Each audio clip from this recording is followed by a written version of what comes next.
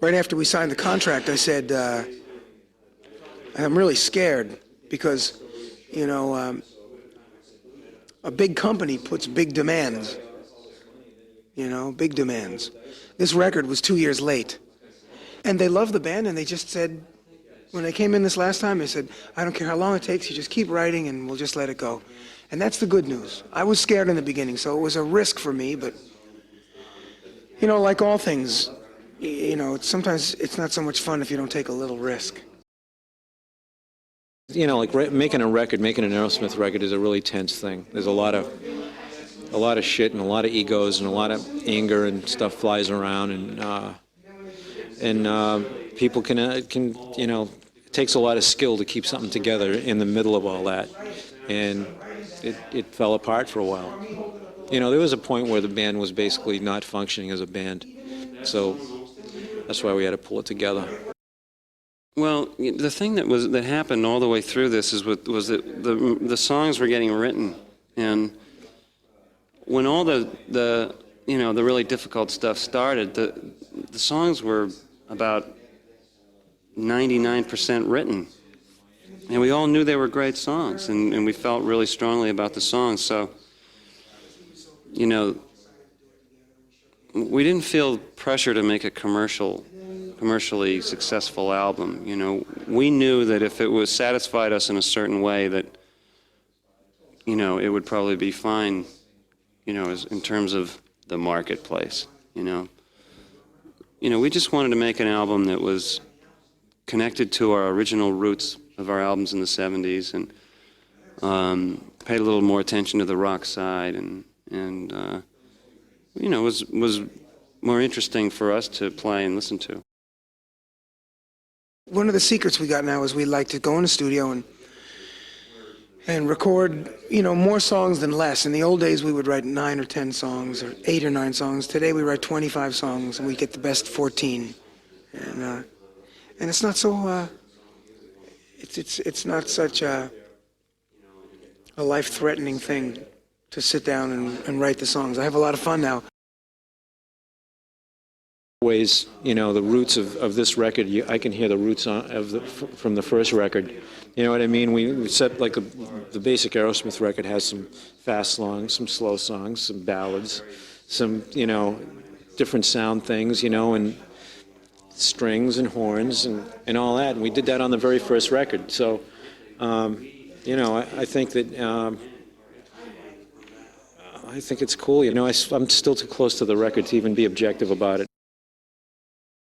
Well, we've got Hole in My Soul and Fallen Angels and Ain't That a Bitch, which are slow songs. But to me, those are more of the kind of ballads that like we used to play in the 70s.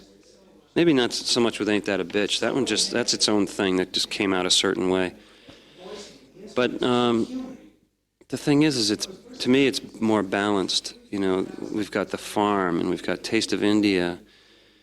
And it's not just the ballads that are making the melodic statements on this record. It's the rockers, too.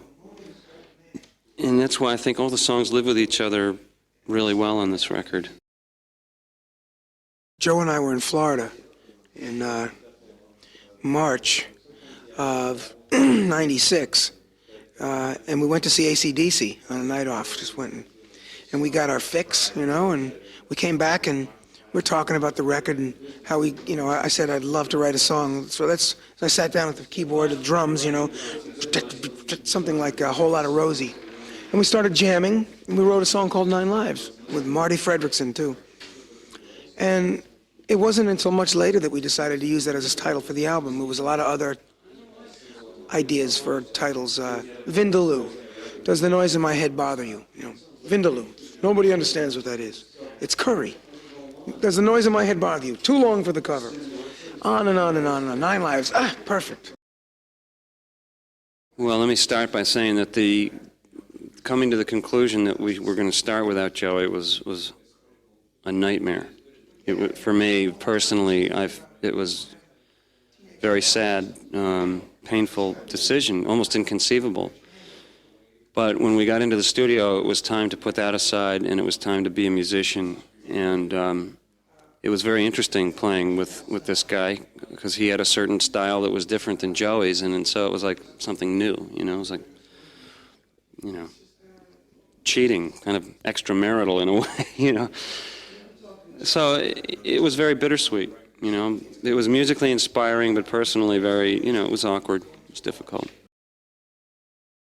The thing about rock and roll is that it's about smashing structures, you know, and it's about not allowing things to stand a certain way for too long because they get stale. And when we got back together, you know, we had been apart for 3 years. We had been way into drugs, and we needed a way to jumpstart our creative process and help us regain momentum. And we found that by working with some, you know, people that we admired as writers, it really helped that. And it worked really well. And, you know, it was a real, I think especially for Stephen and Joe, it was really difficult in terms of, you know, the ego situation, just pride, you know. But once you get past that, and once you realize you can do that, and it can still be Aerosmith, and it can still be our accomplishment, then it's a great way to not let it get stale. You know, some people say that. When I'm home, I don't spend hours up in the barn sitting and playing, you know.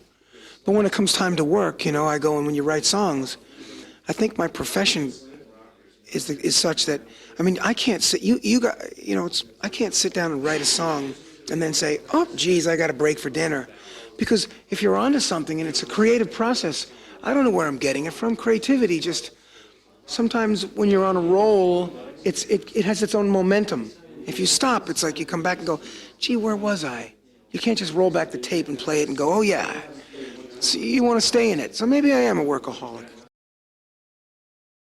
I don't know. I've thought about not doing it, and it just leaves a big hole, empty hole. So I just, I still have the energy and I still get off on the music, and it's still there. I mean, there's times when we go through and we go, man, I just don't want to look at Stephen's face anymore, or I don't want to have to tie my horse to that wagon, you know, with the other guys in the band, or, you know, and you go through those things. But ultimately, even through all the shit that we went through last summer, you know, the music keeps pulling us through. And I think that having lost it all in the late 70s and all that,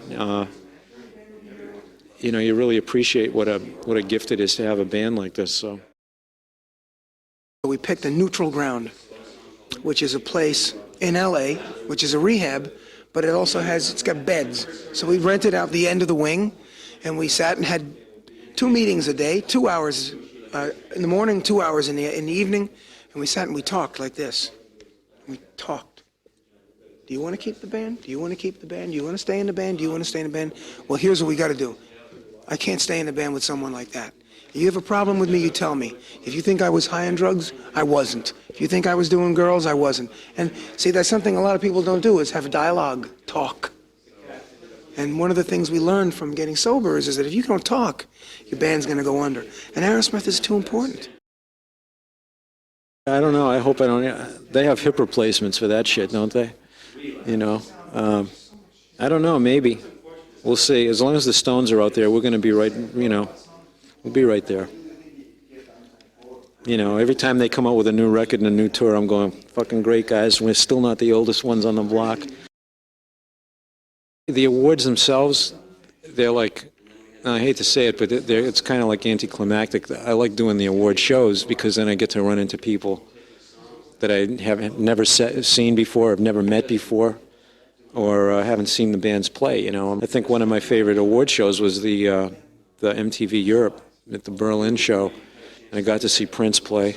You know, ran into Bono backstage, and you know, I don't think I'd ever met them before, and Pamela Anderson was back there. No, I wish there was, but I think that, I mean, usually we would like to take some time off right away, but the way that the record got backed up into the corner, and, you know, we ended up having to master it over Christmas, and it was like, so that really wasn't a vacation, but we have like 3 weeks carved out where we're going to take off and lay in the sun for a while. But, you know, unfortunately, there just isn't time, you know, like the way things are planned out, so. we have a day off on Saturday. We're looking at stage designs right now and, working on the video. And we're just, Wendy just handed me a sheet a little while ago with the tentative European dates. So we're getting ready to go, lining up the road crew and all that stuff. I have no idea what'll happen. If you want to make God laugh, just tell him your plans. And Joe Perry. And Steven Tyler, 9 lives, live for 10.